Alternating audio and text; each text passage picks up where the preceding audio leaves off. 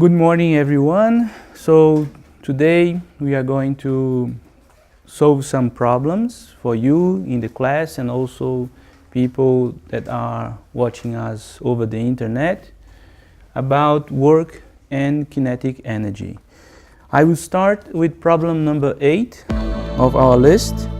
Problem number 8 says that a 5 kilogram block is moving at V0 equal to 6 meters per second along a frictionless horizontal surface towards a spring with force constant of 500 newtons per meter. The spring has negligible mass. Find the maximum distance the spring will be compressed, and letter B, if the spring is compressed by no more than 1.15 meters, what should be the maximum value of the initial velocity? So on the list you have a small drawing that gives you the idea of how this will be processed. You have a spring and the block moves towards the spring. Speed, initial speed is 6 meters per second. And then after this collision, the spring will be compressed, and the problem asks you to find what is this compression. So as we have learned, we have that the work done by the elastic force is equal to the variation of the kinetic energy. This work has to be computed using the integral, as this force is a variable force, as we have learned. So the work will be the integral from zero compression all the way to some compression x of the force minus kx dx, and this will be equal to the variation of the kinetic energy. The final kinetic energy, how much that would be? Once the block compresses the maximum amount in the spring, kinetic energy will be 0. Final kinetic energy is 0 joules as the block will be at rest. So final kinetic energy 0 minus initial kinetic energy. Initial kinetic energy will be mv0 squared divided by 2. Pay attention to the fact that the elastic force is a restoring force. The elastic force will be against the movement. And that's why you have a negative sign in one side of the equation, which is also negative sign the other side of the equation. Okay, we know how much this integral will be. How much is it? The integral of minus kx dx? Yes, minus kx squared divided by 2. And this will be evaluated between 0 and this compression, this maximum compression x. We can put a little m here to make sure we differentiate this x with the x associated to the maximum compression. And here we have minus mv0 squared divided by 2. So what is asked is xm. So this will be kxm squared divided by 2 is equal to mv0 squared divided by 2. And we can compute that xm is equal to the square root. We can simplify these number 2's, mv0 squared divided by k. So this is the maximum compression of the spring once a block moving towards the spring at v0 speed will compress the speed. We can now replace the variables, which is mass of the block is 5 kilogram, V0 is 6 meters per second. The K, which is the elastic constant, is newtons per meter. Replacing all these values, you will find that the maximum compression is 0.6 meters. Okay? Now, letter B asks if the spring is to compress by no more than 0.15 meters, what should be the maximum value V0? So now the problem is slightly different. It inputs the compression, the maximum compression, and asks you for the V0. So we can start from this equation here, and instead of solving to xm, we solve to V0. Okay? So if you can just follow again the equation, you see that V0 will be the square root of what? Km Kxm squared divided by the mass. Okay?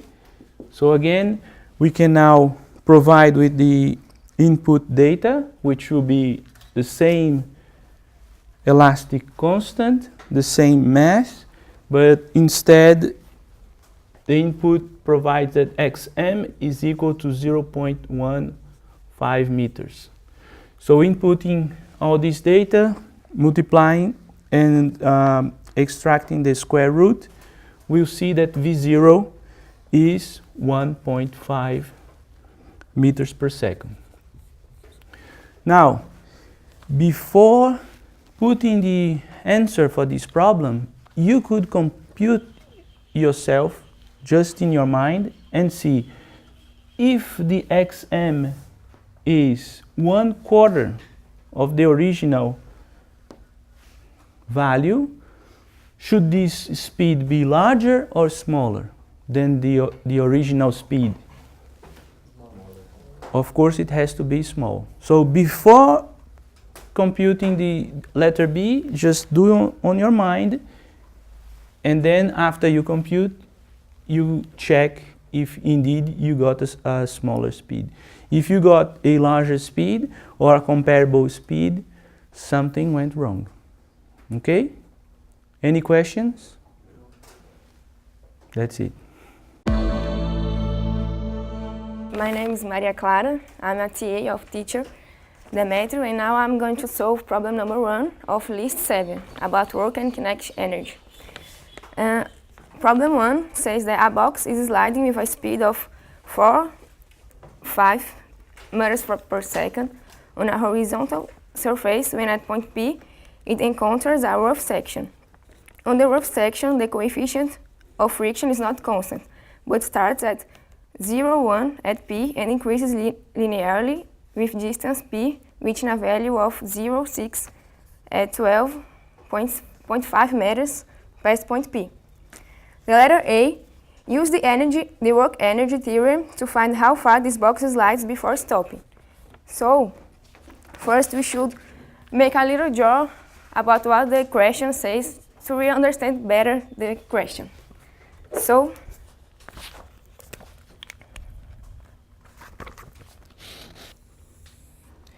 we have the friction section. We can represent like this. Here's point P where it starts. I'm gonna say that this is the origin of the distance, point 0. And here, 12.5. The box is here, and it has a speed of 4.5 meters per second. It's the initial speed of the box. And at point P, the coefficient of friction is 0.1, and here 0.6. And as we can see, the the friction force is not constant because of the coefficient. It have different values along all the line, the straight line of friction, and we should make first, and we should use the integral to find the force of friction to use to this formula, equation.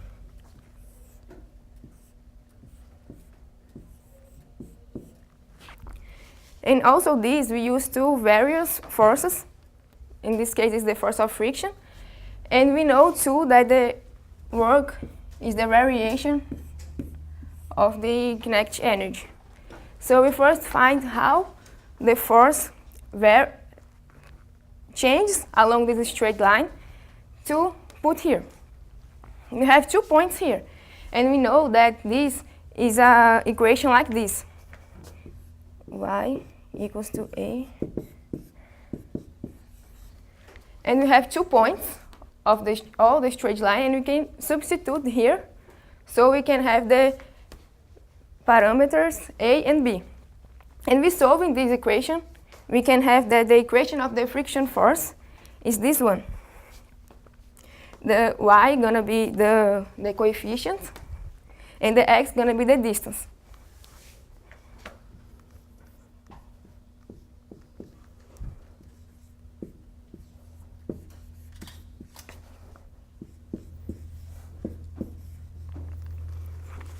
And this is the coefficient of the force of friction. So we can put this here and integrate this function to find the distance, the maximum distance. Putting here, we know that friction force is given by the normal point, the coefficient. So we're going to substitute this here, and we're going to find.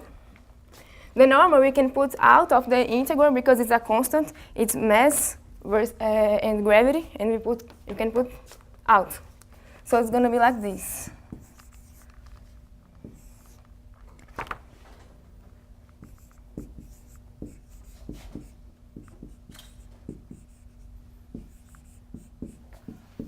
The kinetic energy, the final kinetic energy is 0 because the box stops, so the velocity is equal to 0, so the energy is also 0. And the initial, we have the initial velocity, and we can substitute here. That is m here. So we can see that we can cancel these two m's, because they repeat in both sides of the equation.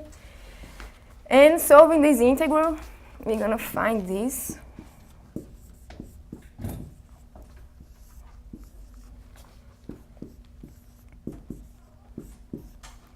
And first we should remember that the limits of the integration is 0, because we start here at the point 0.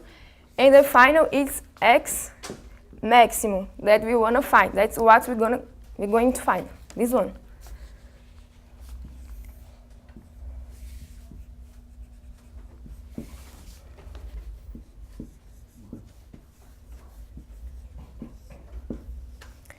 And we're going to find this.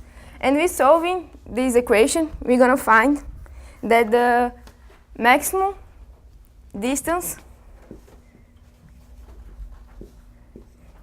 is 5.11 meters.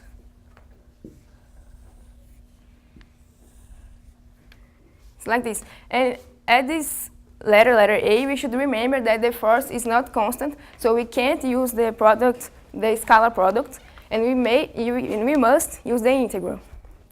And now for letter B, he wants to know what is the coefficient of friction at the stopping point. So he wants to know what is the coefficient when the box stops at this point. We already know this, so we can substitute this in this equation that we find on letter A. So we can make here letter B is letter A. So putting the x here, we're gonna find the coefficient is equals to 0.5 versus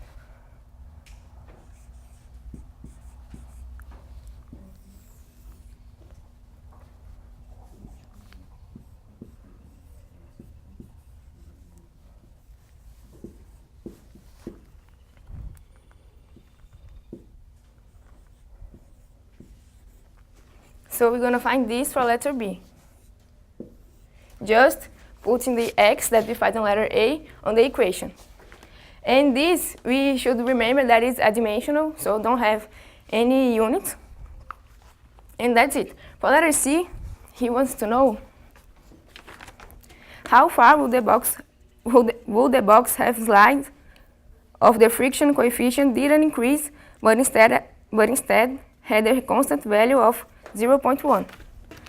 So he wants to know what is the distance that the box would go if the friction force was not variable. So if this was constant, as I have said, we could use the scalar product, and then I can erase this. Yes.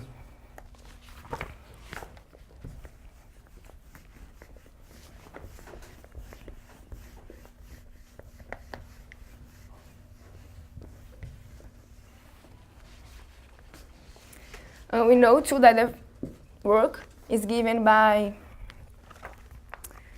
the scalar product of force and the distance. The distance is what we want to know when the friction is constant. So we just use this part of the definition to find the distance. It's going to be like this.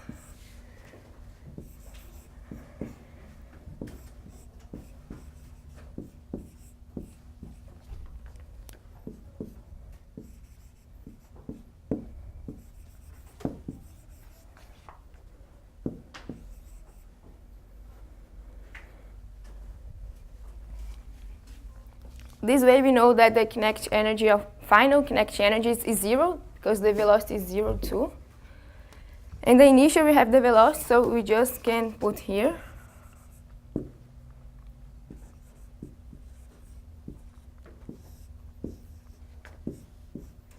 The kinetic energy, the exercise says that is constant, so it's 0.1.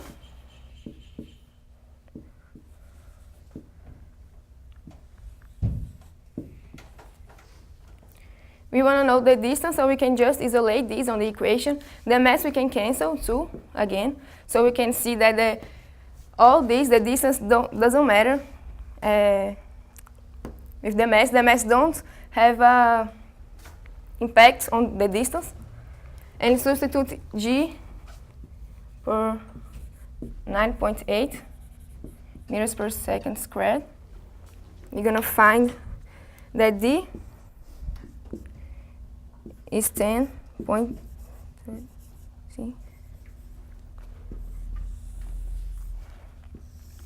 So this is the distance that the box is gonna go if the friction was constant. And remember that the product scalar has a cosine too, but it equals to 1 because they have the same direction, just the force and the distance.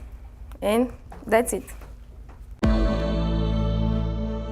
We're gonna do question number 3, which I'm gonna read right now. A small block with a mass of 0.120 kilos is attached to a cord passing through a hole in a frictionless horizontal surface in the figure below, which is this figure right here. The block is originally revolving at a distance of 0.4 meters from the hole with a speed of 0.7 meters per second. The cord is then pulled from below, shortening the radius of the circle in which the block revolves to 0.10 meters. At this new distance, the speed of the block is observed to be 2.8 meters per second. Letter A. Which is the tension in the cord in the original situation when the block has speed of 0.7 meters per second? So, yeah, you can start. So this first part of letter A, he wants to know the tension, the force of the tension on the cord at velocity 0.7. So, Pedro, explain what you're doing here. First, you have to do this. We can see the forces. So the traction is here in x-axis, and we know this, right? For for the second Newton's law. Okay, all right. So this force here is traction. The mass, how much it is the mass? It's 0.12. And this, how much is this? We saw this. Good. V square radius. Okay, so this is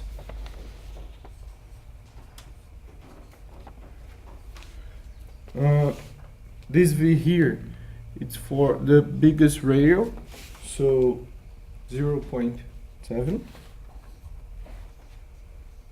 square divided by the radius, which is 0.4. And the answer is 0.147. 0.147.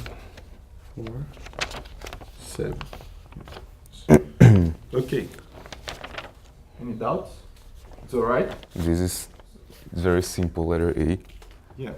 And now letter B is what is the tension in the cord in the final situation where the block has speed of 2.8, which is the same thing, but in the smaller radius. So we just repeat the same thing, we just change the numbers.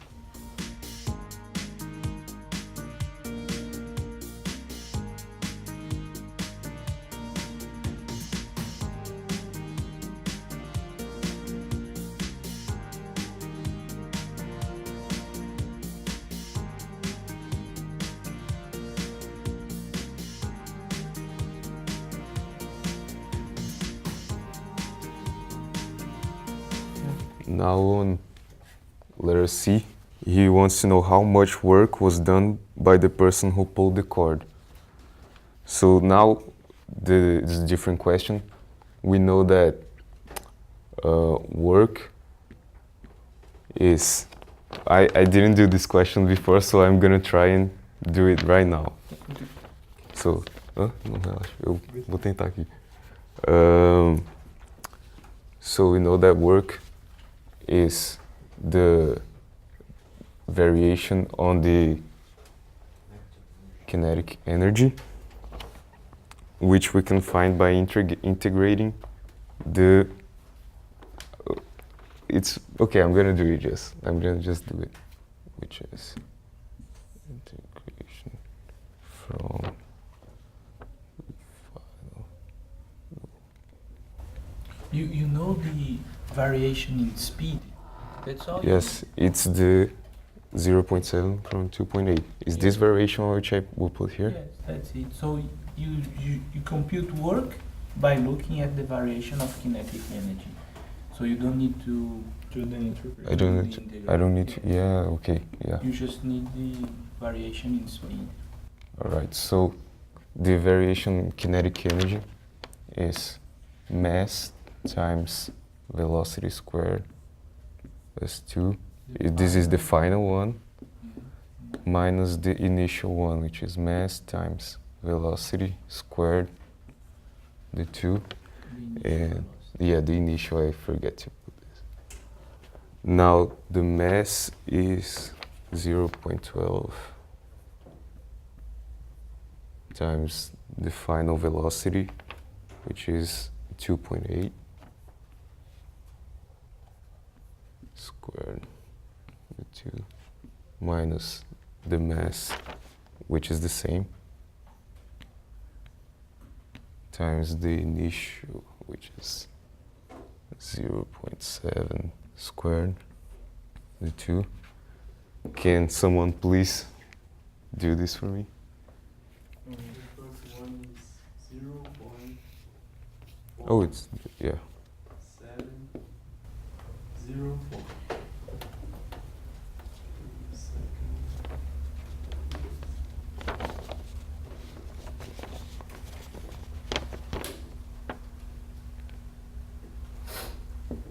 Zero point zero two nine four. Okay. So this is going to be equal to 4.